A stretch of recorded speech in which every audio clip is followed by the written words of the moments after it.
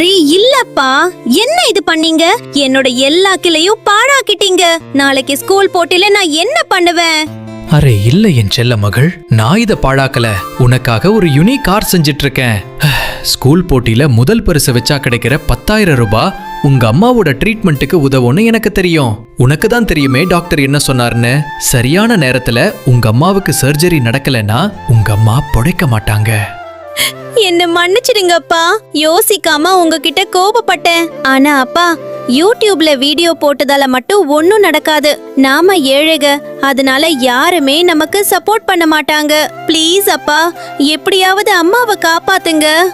தைரியத்தை இழக்காதீங்க மகள். உண்மையிலேயே நல்ல மனசு இருக்கிறவங்க மத்தவங்களோட வலிய புரிஞ்சுக்குவாங்க. பாரு, இந்த வீடியோவை யார் பார்த்தாலும் கண்டிப்பா நமக்கு சப்போர்ட் பண்ணுவாங்க. இந்த வீடியோவை லைக் பண்ணுவாங்க, சேனலை சப்ஸ்கிரைப் பண்ணுவாங்க, கமெண்ட் செக்ஷன்ல அம்மாவுக்காக ஒரு ரெட் ஹார்ட் கண்டிப்பா அனுப்புவாங்க.